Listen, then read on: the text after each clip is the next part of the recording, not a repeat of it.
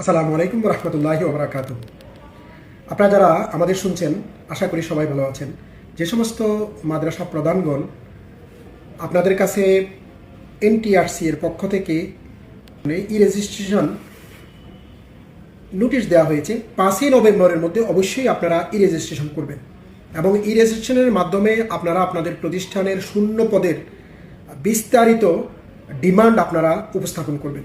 এতে করে আমাদের যে সমস্ত উদীয়মান শিক্ষিত তরুণ সমাজ বেকার আছে তারা তাদের চাকরির সুযোগ পাবে এবং মাদ্রাসাগুলো যোগ্য দক্ষ শিক্ষক পাবে এবং মাদ্রাসা শিক্ষা ব্যবস্থাপনায় শিক্ষক সংকটের বন্দাত্ম কাটবে এবং আমাদের ছোট ভাই বেরাদরগণ চাকরি পেয়ে তারা তাদের জীবনকে স্বাচ্ছন্দ্যে উপভোগ করতে পারবে।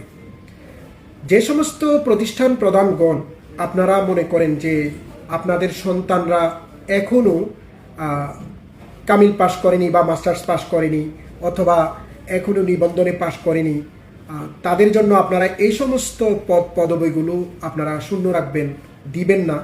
মেহরবানি করে এই অনৈতিক কাজে আপনারা জড়াবেন না।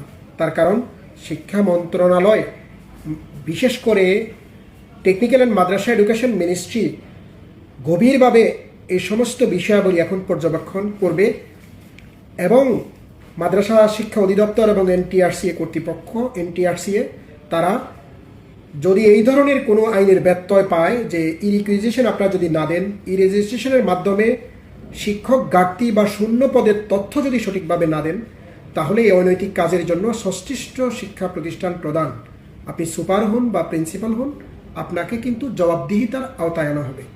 এজন্য মেহরবানি করে আপনারা সবাই আগামী 5-6 নভেম্বরের মধ্যেই আপনারা আপনাদের প্রতিষ্ঠানের শূন্য পদের তালিকা ই রেজিস্ট্রেশনের মাধ্যমে আপনারা পূরণ করবেন, ডিমান্ড পাঠাবেন। এতে করে আমাদের মাদ্রাসা শিক্ষা ব্যবস্থাপনায় বন্দাত্ম শিক্ষক সংকটের বন্দাত্ম কাটবে এবং আলিয়া মাদ্রাসা শিক্ষা দ্বারা ঘুরে দাঁড়াবে এবং ব্র্যান্ডিং ক্রাইসিস দূর হবে। ধন্যবাদ আপনাদের সবাইকে। আসসালামু আলাইকুম রহমতুল্লাহ।